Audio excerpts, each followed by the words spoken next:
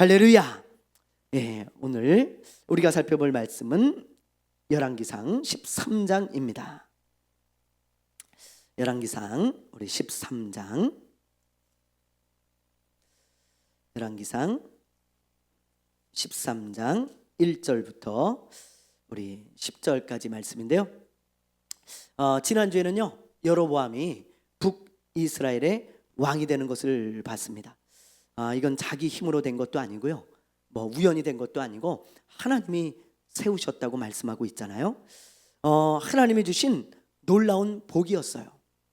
여로보암은 솔로몬의 신하였습니다. 그렇죠? 왕이 될 만한 사람도 아니고 뭐 그럴 만한 가문도 아니고 아무것도 아닌 사람이에요. 그런데 하나님이 딱 집어가지고 이 여로보암을 왕으로 세우시는 것을 보게 되어지죠. 이거는 엄청난 복이에요. 그냥 하나님이 주신 놀라운 복입니다. 하나님이 이렇게 여로보암을 왕으로 세우고 이런 말씀을 하세요. 내가 만일 다윗의 길로 행한다면 내가 너에게 형통함을 줄 것이다. 그리고 너의 자손이 계속해서 이스라엘을 다스리게 될 거다. 그런 말씀을 하시거든요. 그런데 이 여로보암은 안타깝게도 하나님의 말씀을 따라가지 않고 뭘 따라가요? 자기 생각을 따랐다 그랬잖아요. 자기 생각에 아무래도 이 북이스라엘 사람들이 여기 예루살렘에 있는 성전에 내려와 가지고 예배를 드리다 보면 다 자기를 배반할 것 같은 거예요. 그래가지고 자기 생각에 무슨 생각을 하냐면 여기 단과 베델에 금송아지 제단을 세워가지고 여기서 차라리 예배를 드리게 만들자. 그리고 이 금송아지가 하나님이다, 우리를 인도하신, 그러니 이 하나님께 여기서 예배를 드리고 예루살렘에 우리는 내려가지 말자. 그 작전이 성공을 합니다. 그래서 북이스라엘 사람들이 전부, 거의 대부분의 사람들이 이제 우상을 섬기는 그런 잘못된 미혹에 빠지게 되어지는 것입니다. 그래서 여러분, 이 여로보암의 죄가요 엄청 크죠.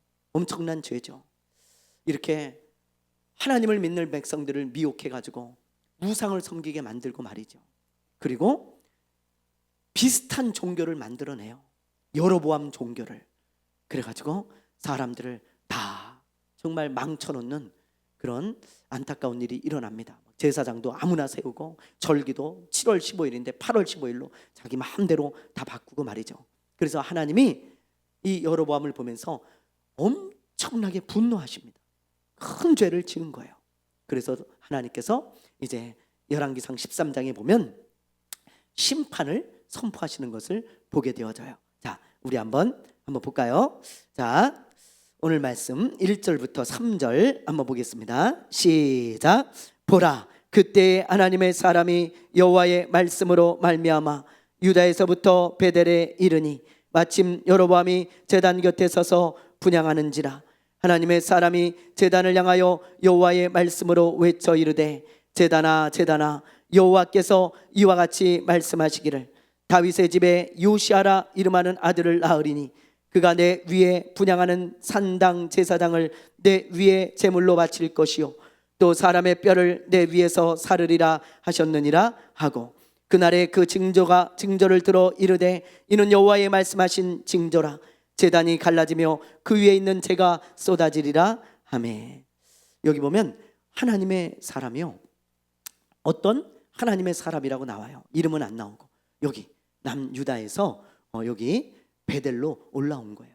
하나님의 말씀을 받아가지고 올라온 거예요. 너는 외쳐라, 가서 그 제단에 가서. 그렇게 하나님이 말씀을 하신 겁니다.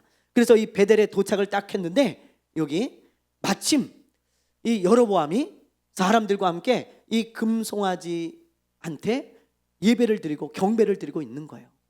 그러자 이 하나님의 사람이 거기다 대고 외칩니다. 제단아 제단아 들어라. 이 금송아지 우상의 제단아 들어라.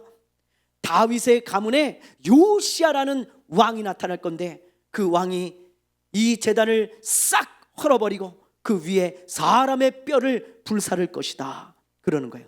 사람의 뼈를 불사른다는 말은 무슨 말이냐면 이 제단을 완전히 더럽혀가지고 못쓰게 만들겠다, 그런 뜻입니다.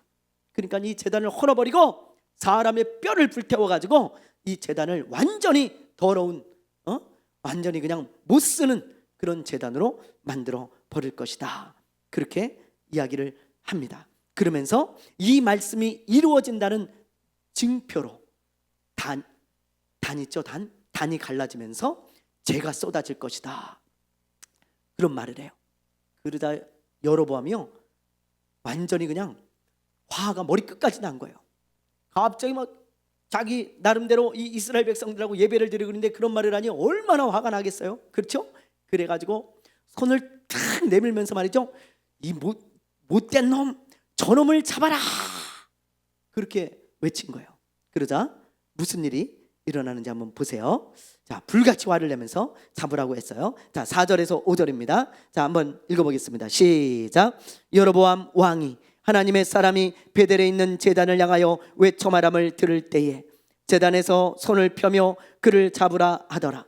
그를 향하여 편 손을 다시 거두지 못하며 하나님의 사람이 여호와의 말씀으로 보인 징조대로 제단이 갈라지며 재가 제단에서 쏟아진지라.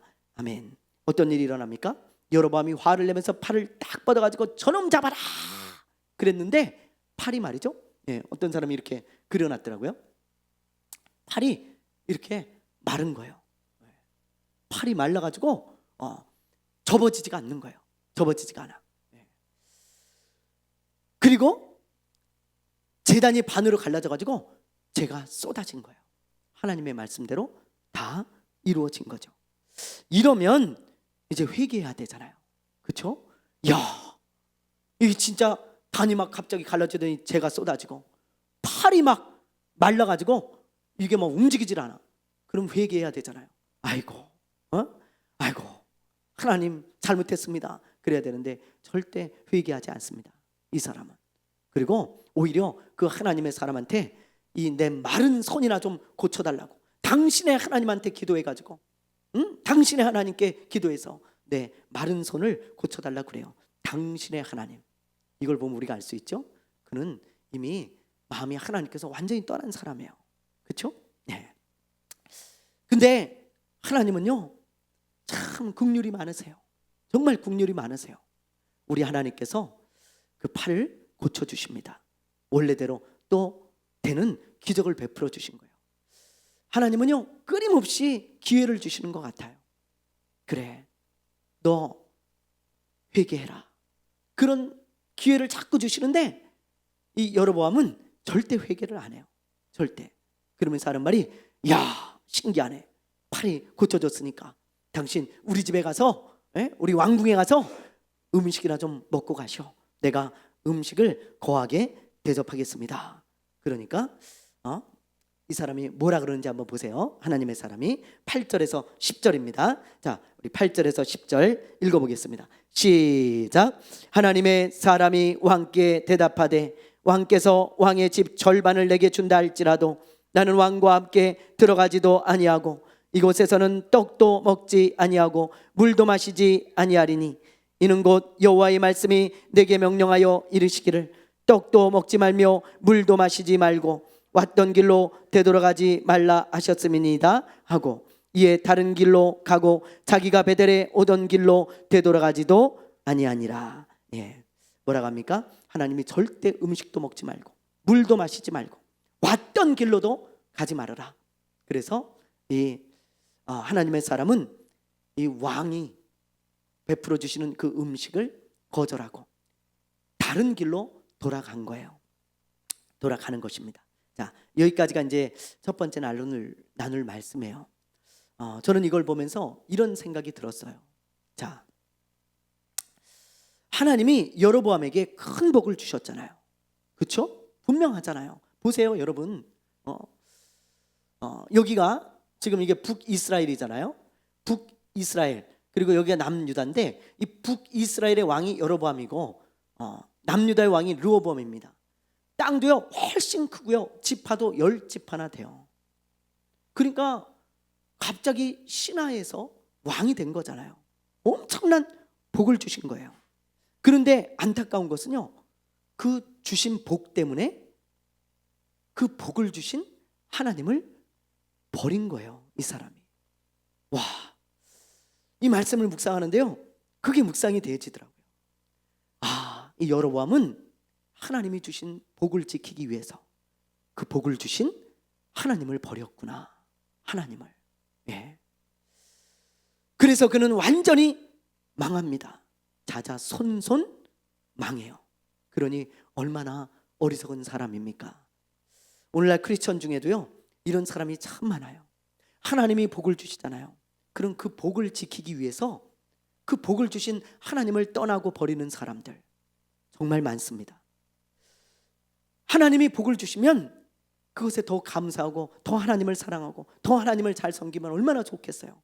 그런데 많은 사람들이 그 복을 지키려고 아이들에게 선물을 주면 그 선물에만 마음을 뺏겨가지고 부모는 안중에도 없는 것처럼 이 여로보암이 하나님이 주신 그 복 때문에 하나님을 버리는 안타까운 일이 일어난 거죠. 그래서 하나님이 여로보암에게 준 그 복을 다 거두어 가십니다. 사울왕도 마찬가지였어요.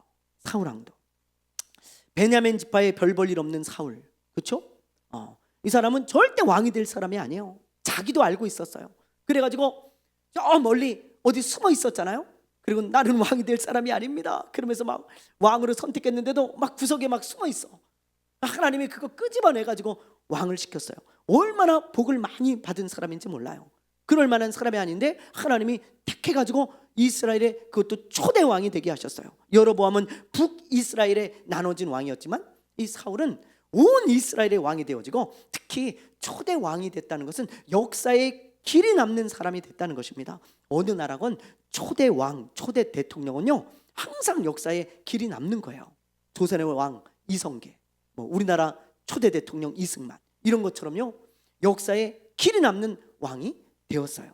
그런데 이 사울도 이런 엄청난 복을 받았는데 그 복을 지키는데 얼마나 혈안이 되어 있습니까? 그래서 그냥 아무런 죄도 없는 다윗을 막 죽이려고 쫓아다니고 말이죠. 예? 그 왕권을 지키는데 왕이 된 것만 지키는데 눈이 뒤집어가지고 배는 게 없어요.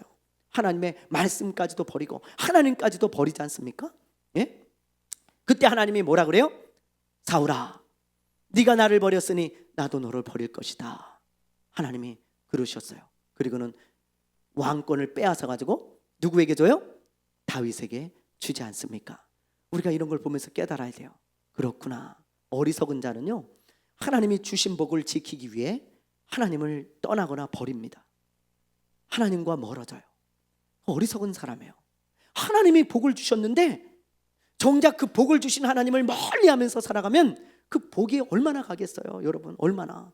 그래서 사울도 여로보암도 완전히 망하는 것입니다. 예, 결국 사울도 하나님께 버림받고 비참한 사람이 되어지죠. 뉴스에 보니까요 로또 당첨금 때문에 살인을 저지른 사람들의 이야기가 나와요. 그렇죠? 이것도 어떤 뉴스냐면 형이 로또에 당첨이 됐어요. 1등에 많은 돈을 탔습니다. 그래서 뭐 가족들에게도 나눠주고 동생한테도 나눠주고 그랬나 봐요. 그런데 나중에 돈 문제로 다툼이 생겨가지고 형이 동생을 죽인 거예요. 그래서 이제 사형이 아니고 감옥에 가게 됐다라는 이야기였습니다. 뭐 살인뿐만이 아니고 뭐 이런 일 많잖아요, 그죠? 로또에 당첨이 됐는데 그 돈을 가지고 흥청망청 쓰고 나서 그 다음에 빚도 오히려 지고 자살도 하고 말이죠. 여기 보면 자살한 사람, 그 다음에 19억 당첨됐는데 유흥비로 8개월 만에 다 탕진하고 절도까지 하고 구속도 되고 말이죠. 19억을 어떻게 8개월 만에 쓸까요? 이해가 안 되네, 그죠? 안 써봐가지고. 그 다음에 15억 당첨됐는데 가정 불화가 나가지고 동서 흉기에 찔려 또 사망을 하고 말이죠. 19억 당첨됐는데 이 사람도 유흥비로 탕진하고 부인을 또 폭행해가지고 구속이 되고 이런 걸 볼 때 여러분 복이 임했어요. 그렇죠? 로또에 1등 되는 거 이거는 진짜 일생일 때 한 번 있을까 말까 한 일이고 많은 사람들이 그걸 꿈꾸는데 안 되는데 이 사람들은 그런 복을 누렸잖아요. 그런데 오히려 그 복 때문에 인생을 망치고 망하는 사람들이 꽤 된다는 거예요. 여러분 영적으로도 마찬가지입니다. 하나님이 복을 주셨어요. 그러면 그 복을 지키기 위해서 하나님을 버리거나 하나님을 떠나고 멀어지면 여러분, 하나님이 그걸 어떻게 기뻐하시고 계속해서 복을 주실 수 있겠습니까? 우리 이거 진짜 잘 생각해 봐야 돼요. 하나님이 복을 주셨을 때 하나님이 더 복을 주실 수 있도록 그렇게 살아가야죠. 그렇죠? 예, 여로보암이 정말 어리석은 거예요. 하나님이 주신 복을 지키기 위해 하나님을 버린 사람, 그래서 망한 사람 여로보암입니다. 절대 여로보암 같은 사람 되지 마시기를 주님의 이름으로 축원합니다. 아멘. 네. 자, 그 다음 말씀에 보면요, 베델에 사는 어떤 늙은 선지자 이야기가 나와요. 예, 한번 여러분들 몇 번 읽어보셨을 거예요. 자, 우리 한번 읽어봅시다. 11절 한번 읽어볼게요. 시작. 베델에 한 늙은 선지자가 살더니 그의 아들들이 와서 이날에 하나님의 사람이 베델에서 행한 모든 일을 그에게 말하고 또 그가 왕에게 드린 말씀도 그들이 그들의 아버지에게 말한지라. 여기 보면 베델에 어떤 늙은 선지자가 살고 있었대요. 그런데 그의 아들들이 저 아까 그 금송아지 제단 있죠, 베델에, 거기 가서 하나님의 사람이 하는 말을 다 듣고요, 그리고 놀라운 기적이 일어나는 것을 다 본 거예요. 막 재가 쏟아지고 손이 막 마르고 막 이런 걸 다 본 거예요. 그리고 아빠한테 와가지고 그 이야기를 해준 거예요. 아버지 저 베델의 제단에 갔을 때 어떤 하나님의 사람이 유다에서 와가지고 이렇게 말하니까 재가 막 쏟아지고 말이죠, 심판을 선포하고 그리고 막 왕의 손이 마르고 막 이랬습니다. 그러니까 이 아버지가 놀래가지고요, 이 늙은 선지자가 그 사람이 지금 어디 있냐? 갔는데요. 어디로 갔냐? 어디로 간 것 같은데요. 그래, 알았다. 그러면서요, 이 하나님의 사람을 보기 위해서 이 베델의 늙은 선지자가 쫓아갑니다. 그래서 결국 만났어요. 어디서 만났냐?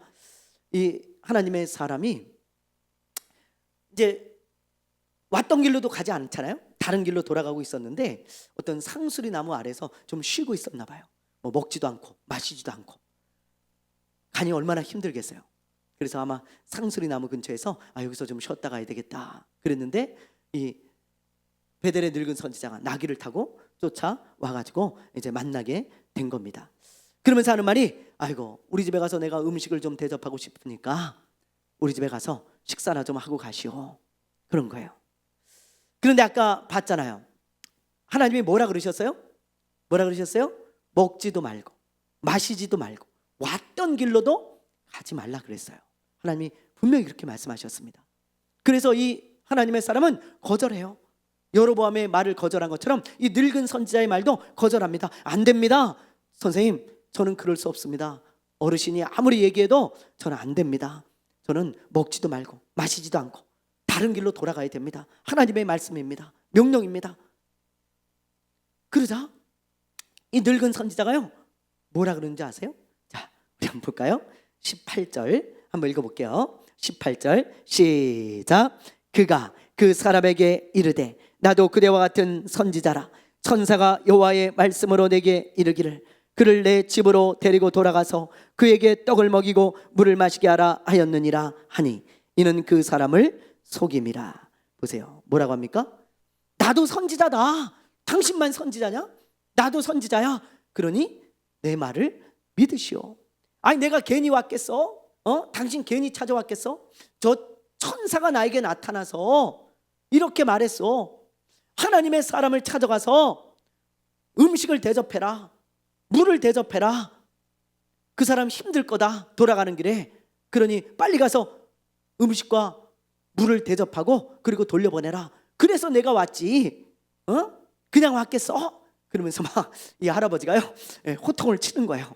그러니까 이 하나님의 사람이 그 말에 속았을까요? 안 속았을까요? 네, 속은 거예요. 그래서 아이고 마침 얼마나 배고팠겠어요. 얼마나 목이 말랐겠어요. 먹지도 않고 마시지도 않고. 그래서 음식 생각이 간절하고 마실 거 생각이 간절했는데 어떤 웬 할아버지가 와가지고 천사가 나타나가지고 나를 대접하라고 그랬다 그러니까 이 사람이 그냥 속았어요. 그래가지고 천사가 그랬다고요? 알겠습니다. 그렇지 않아도 시장하고 목 말랐는데 같이 가시죠. 그래가지고 이 할아버지를 따라가서 먹고 마시게 되는 겁니다. 그래서 여러분 어떻게 되는지 아세요? 예? 자, 우리 24절을 한번 볼게요. 우리 기니까 띄엄띄엄 우리 한번 보겠습니다. 24절. 자, 한번 읽어보겠습니다. 시작. 이에 그 사람이 가더니 사자가 길에서 그를 만나 물어 죽이매 그의 시체가 길에 버린 바 되니 나귀는 그 곁에 서 있고 사자도 그 시체 곁에 서 있더라. 먹고 마신 후에 늙은 선지자가요 나귀를 하나 줍니다. 그러면서 아이고 먼 길 가니까 이거 타고 가라고. 그리고 나귀를 줘요. 그래서 나귀를 타고 돌아가는데 갑자기 사자가 나타난 거예요. 사자가 길에서. 그런데 신기한 건 뭔지 아세요? 이렇게 여기 누가 이렇게 그려놨는데요. 나귀는 그냥 놔두고 사람만 물어 죽였어요. 만약에 사자가 배고파서 공격을 한 거라면 나귀를 물어서 죽였겠죠. 그렇죠? 사자는 사람보다 나귀를 공격해서 줄인 배를 채웠을 거예요. 분명히. 그런데 희한한 건 나귀는 이렇게 옆에 있는데도 건들지도 않아요. 털끝 하나 건들지도 않습니다. 사람만 물어 죽이고 나귀하고 사자하고 옆에 이렇게 나란히 서 있었다. 이렇게 기록되어 있는 거예요. 그럼 여러분 이건 뭘 말하는 걸까요? 예? 하나님이 하셨다는 거죠. 징계하셨다는 거예요. 예.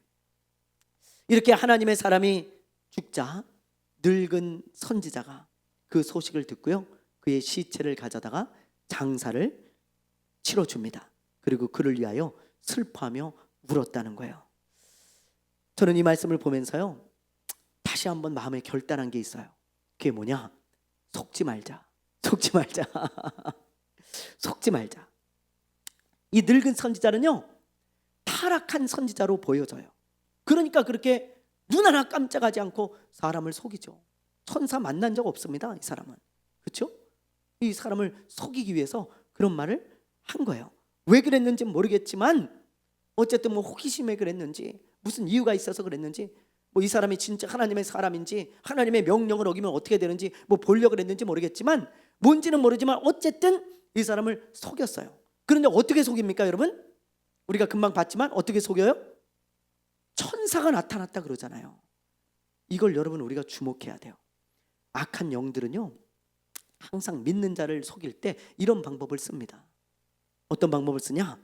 영적인 이야기를 한다든지 신앙적인 어떤 이야기를 한다든지 성경적인 이야기를 한다든지 뭔가를 봤다 들었다 신기한 일을 이야기를 한다든지 믿는 자가 혹할 수 있는 그런 어떤 영적인 이야기 뭐 이런 것들 신기한 이야기 이런 것들을 하면서 믿는 자를 속이는 거예요. 이게 악한 영들이 자주 쓰는 방법입니다.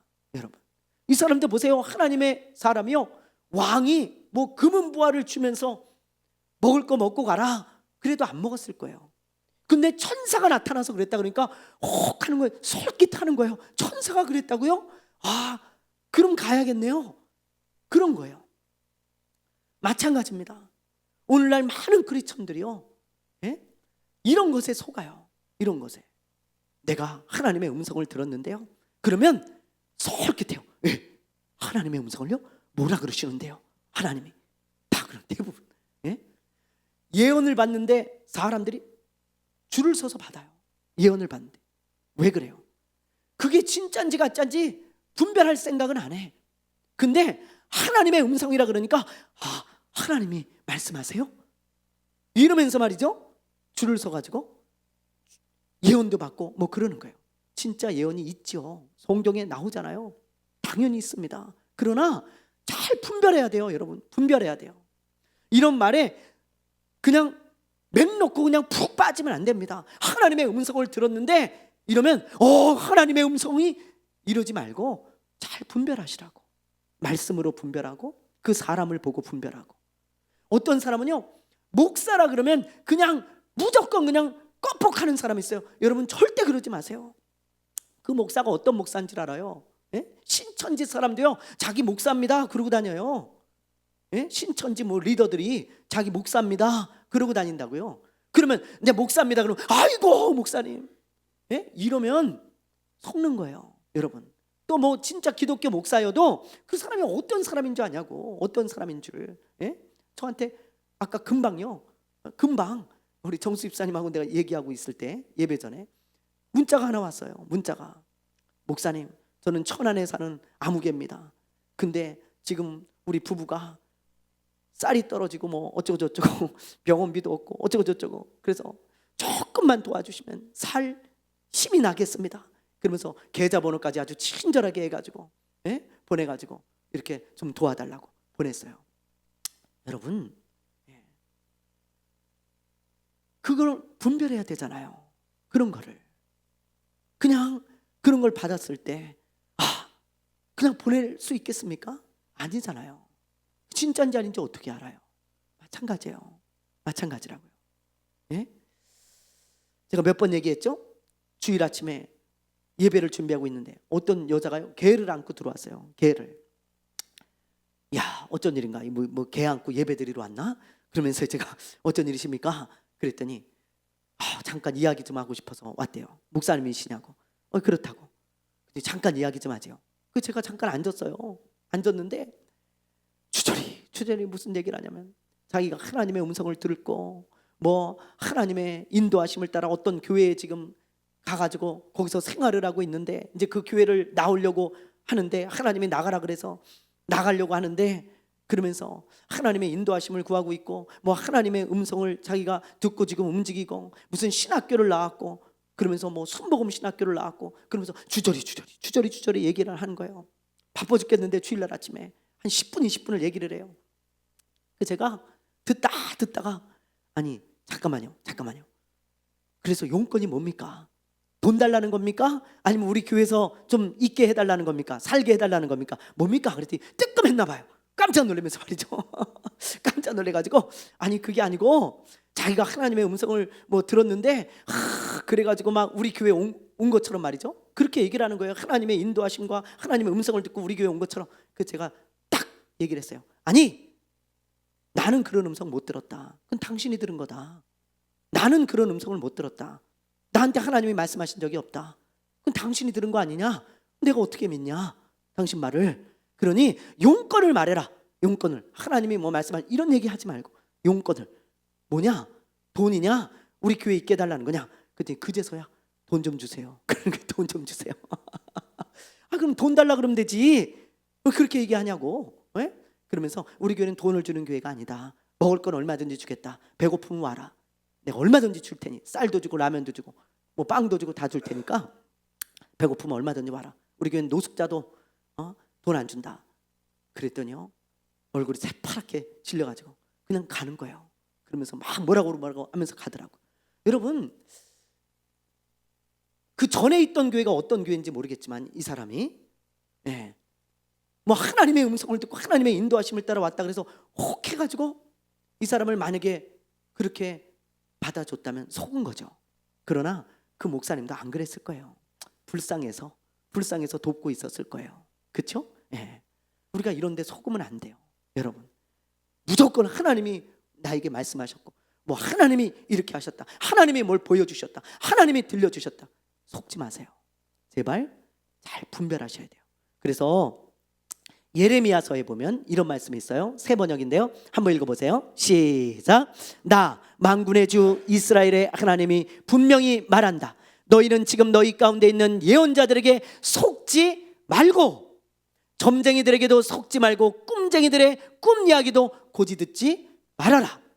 그들은 단지 나의 이름을 팔아서 너희에게 거짓 예언을 하고 있을 뿐이다. 그들은 내가 보낸 자들이 아니다. 나 주의 말이다. 이런 구절이 성경에 곳곳에 있어요. 예수님도 친히 말씀하시기를 마지막 때가 되면 사람의 미혹을 조심해라 그러셨잖아요. 여러분, 얼마나 이런 일이 많으면 하나님이 성경 곳곳에 이렇게 말씀하시겠어요? 선지자라 그래도 믿지 마라. 꿈을 꿨다 그래도 믿지 마라. 그렇죠? 왜요? 내가 보낸 자들이 아니다. 딱 잘라서 그들은 나의 이름을 팔아서 자기의 유익을 얻고자 하는 거지 내가 보낸 자들이 아니라는 거예요. 그럼 우리의 몫은 뭐예요? 분별하는 거예요. 분별하는 거. 우리가 이렇게 함께 신앙생활하면 분별이 되죠. 왜 안 돼요? 우리 제가 여러분들을 모릅니까? 잘 알죠. 그렇죠? 그래서 여러분들 보면 이분 믿음이 있는 분이야. 이분 성실하게 신앙생활하는 분이야. 이분 믿음이 좀 자라나야 돼. 저도 다 알아요. 근데 우리가 처음 보면 모르잖아요. 처음 보면. 아니면 그냥 겉모습만 보고는 모르잖아요. 그런데 지금 이 하나님의 사람도 늙은 선지자인데 나도 선지자다, 천사가 말했다 이러니까 이거 검증을 안 하고 분별을 안 하고 천사가 어떻게 봤습니까? 나한테는 얘기 안 했는데 당신 누구요? 어떻게 뭐 선지자 어디 출신이요? 뭐 이러면서 말이죠. 다 뭐 교단이 어디요? 다 물어봤어야 될 거 아니겠어요? 그렇잖아요. 예? 그럼 뭐 어떻게 목회를 하셨습니까? 뭐 다 물어봐야 되잖아요. 그런 거 일절 없어요. 그냥 속아가지고 가잖아요. 여러분 이거 너무 중요한 거 말한 거예요. 지금 하나님이 이 베델의 늙은 선지자 사건을 기록해 주신 이유 뭐 여러 가지가 있겠지만 속지 말라. 저는 그거 같아요. 굉장히 어려운 본문이거든요. 이게. 근데 속지 말아라. 이렇게 속이는 자들이 있다라는 것을 우리에게 가르쳐 주시는 거 아니겠습니까? 이런 말 있죠. 양의 탈을 쓴 이리. 이런 자들이 곳곳에 있어요. 많습니다. 여러분 뭐 유튜브 같은데 뭐 예언 막 무슨 하나님이 막 들었다 뭐 봤다 뭐 이런 거 조회수가 엄청나게 나와요. 엄청나게 진짜. 예? 근데 여러분 조심하세요. 그 사람 모르잖아요. 우리는 그 사람의 열매가 어떤지 모르잖아요. 그걸로 돈 벌고 먹고 사는지 어떻게 알아요? 여러분 그렇게 속이면서 아무도 모르는 거예요. 그거는 잘 분별하셔야 돼요. 하나님의 말씀으로 분별하고 그 사람의 열매로 분별하고 잘 분별하셔야 될 줄로 믿습니다. 아멘. 네. 마지막으로 우리 33절, 34절을 보고 마칠 거예요. 자, 여로보암의 끝이 어땠을 것 같아요, 여러분? 오늘 여로보암 이야기로 쭉 이어왔는데 여로보암의 끝이 어땠을 것 같아요? 하나님은 이 여로보암의 끝을 아주 짧게 두 줄로 끝맺고 있습니다. 아주 짧게. 자, 하나님이 보실 때 가치가 없는 거예요. 왕이었지만. 자, 33절, 34절 한번 읽어볼게요. 자, 시작. 여로보암이 이 일 후에도 그의 악한 길에서 떠나 돌이키지 아니하고 다시 일반 백성을 산당의 제사장으로 삼되 누구든지 자원하면 그 사람을 산당의 제사장으로 삼았으므로 이 일이 여로보암 집의 죄가 되어 그 집이 땅 위에서 끊어져 멸망하게 되니라. 안타깝죠. 그의 끝은 어떻습니까? 예. 하나님의 경고와 심판을 듣고도 끝까지 회개하지 않고 악한 길을 걸어갔습니다. 돌이키지 않았어요. 지금 보세요. 이 일 후에도 그의 악한 길에서 떠나 돌이키지 아니하고 어느 때까지요? 죽을 때까지. 저는 그게 안타깝더라고요. 죽을 때까지. 왕이 되고부터 죽을 때까지 악한 길에서 절대 돌이키지 않았어요. 끝까지 악한 길을 걸어간 것입니다. 계속해서 금송아지를 섬기고 말이죠. 예? 여기 누가 이렇게 아주 그냥 얼굴을 아주 험상궂게 그려놨는데 예? 계속해서 금송아지를 섬기고 이스라엘 백성들이 죄를 짓게 만들고 온 나라를 우상에 빠뜨리고 말이죠. 아무나 제사장을 삼고 하여튼 하나님이 싫어하는 짓만 골라서 한 거예요. 끝까지 그렇게 살았다는 거예요. 죽을 때까지. 그래서 34절에 보면 그가 그렇게 끝까지 악한 길에서 돌이키지 않고 악한 길을 걸어갔기 때문에 여로보암의 죄가 심히 크다. 하나님이 크게 진노하셨다는 거예요. 아주 그냥 어느 정도 진노하셨냐? 내가 저 집안을 싹 쓸어버릴 것이다. 그래서 하나님이 아예 여로보암의 집을 싹 쓸어버리십니다. 이제 나중에 보겠지만요, 여로보암의 아들이 왕이 되거든요. 나답이라는 왕이 있어요. 이 사람이 살해를 당합니다. 그리고 여로보암의 이제 가문은 역사에서 싹 사라져요. 왜요? 남자들을 싹 죽이거든요. 싹. 하나님이 그냥 아예 그냥 물을 뿌려서 모래를 쓸어버리듯이 싹 쓸어버렸어요. 싹 쓸어버렸어요. 얼마나 꼴보기 싫고 하나님이 얼마나 화가 나셨으면 그렇게 하셨겠습니까? 예, 완전히 멸망을 당한 거예요. 이 집안은. 저는 이걸 보면서 이런 생각을 했습니다. 여로보암은 왜 끝까지 이 악한 길에서 돌이키지 않았을까? 지금 보니까요, 죽을 때까지 악한 길에서 돌이키지 않았다. 그래서 하나님의 심판을 받고 하나님이 완전히 그 집안을 멸망케 했다 그러잖아요. 그걸 보면서요, 왜 이 사람은 그렇게 돌이키지 않았을까? 그걸 묵상해 봤어요. 이 두 짧은 구절을 가지고 말이죠. 그랬을 때 딱 생각나는 단어가 있었습니다. 그게 뭐냐? 바로 두려움이었어요. 뭐냐 그 말이? 이 사람은 다른 건 두려워하는데 하나님을 두려워하지 않아요. 보니까 여로보암의 삶을 제가 쭉 묵상해 보니까요, 백성들이 예루살렘에 가서 예배를 드리다가 자기를 배반하는 것은 굉장히 두려워하잖아요. 그렇죠? 그리고 막 이 북이스라엘을 어떻게 해서든지 자기가 움켜쥐고 놓지 않으려고 자기의 이 왕권을 놓치지 않으려고, 그걸 잃어버릴까 봐 굉장히 두려워하고 있는데, 정작 두려워해야 되는 하나님은 두려워하지 않아요. 자, 하나님의 사람을 보내가지고 심판을 말씀하시잖아요. 그렇죠? 재가 쏟아지고 요시아라는 자가 나타나서 이 제단을 헐어버릴 것이다. 너가 심판을 받을 것이다. 그러면 웬만한 사람 같으면 엎드려야 하잖아요. 엎드려야지. 아이고, 내가 이거 엄청난 잘못을 한 거구나 하면서 말이죠. 그런 엄청난 기적이 일어나고 자기 팔이 막 말라가지고 이게 펴지지가 않고 굽혀지지가 않고 막 이랬다 다시 하나님께 기도하니까 막 펴지고, 이런 엄청난 징조를 보면서도 이 사람은 엎드릴 줄 몰라. 웬만한 사람 같았으면 하나님 잘못했습니다, 아마 신용이라도 했을 거예요. 신용이라도. 그런데 이 사람은 꼿꼿하게 서가지고 하나님을 대적해요. 그런 일을 당하고서도요. 왜 그랬을까요? 하나님을 두려워하는 마음이 없는 거예요. 하나님이 두렵지가 않은 거예요.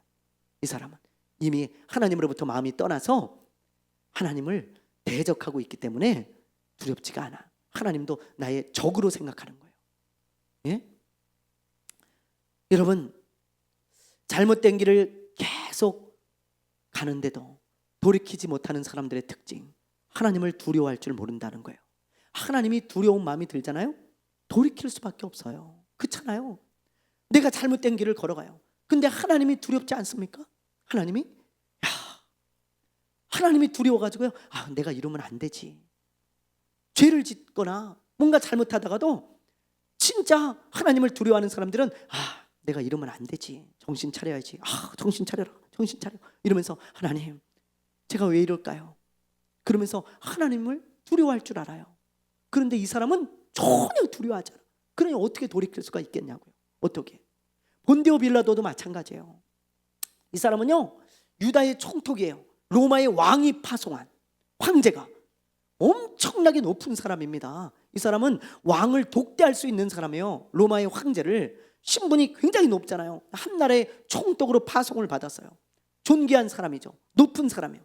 근데 이 본디오 빌라도라고 하는 이 이름이 저주받은 이름이 되고 비참한 이름이 되었잖아요. 우리 기독교인들이 항상 예배 시간에 본디오 빌라도에게 고난을 받으사 십자가에 못 박혀 죽으시고, 이 세상에서 가장 저주받은 이름 가롯 유다, 또 본디오 빌라도. 왜 이렇게 비참한 사람이 됐을까요? 이 사람도요, 하나님을 두려워할 줄 몰라서 그래요. 하나님을 두려워하는 마음이 없어요. 예수님을 십자가에 못 박으려고 할 때 잘 생각해 보세요. 본디오 빌라도의 아내가 와가지고 엄청 말리잖아요.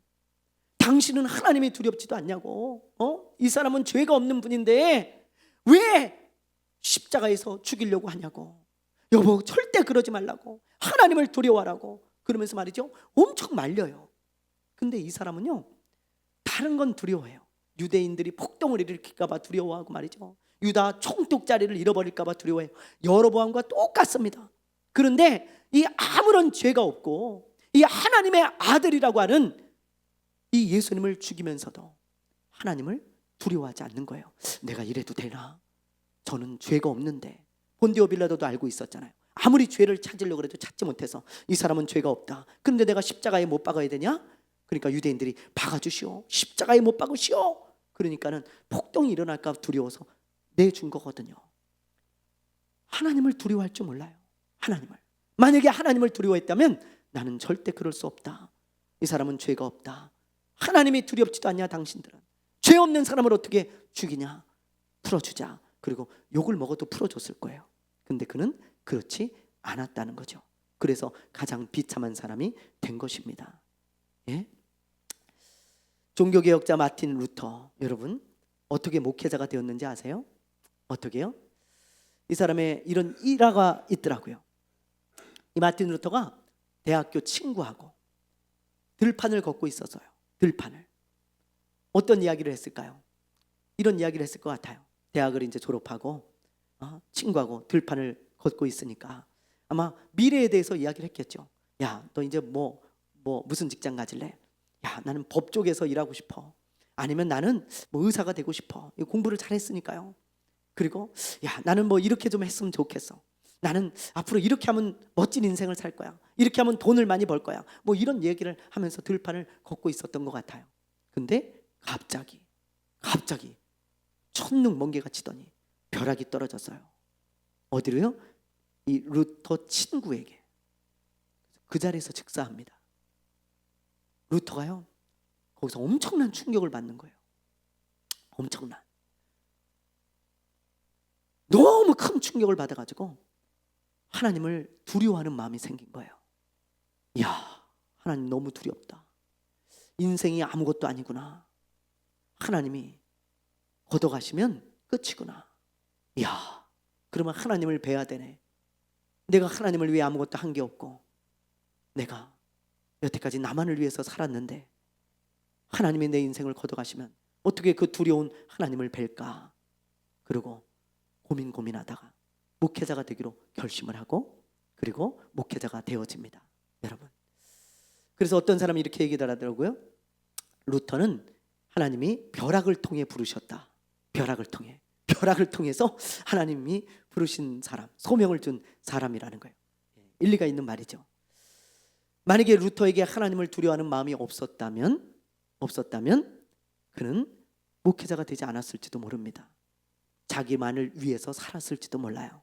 그런데 하나님을 두려워하는 마음이 생기니까 그의 삶을 돌이키게 되어지는 거죠. 우리도 마찬가지예요. 여러분, 한없이 잘못된 길을 가는데 돌이키지 않는 사람, 하나님이 두렵지 않은 거예요. 그렇죠? 하나님을 두려워하는 마음이 있다면 돌이키게 되어 있습니다.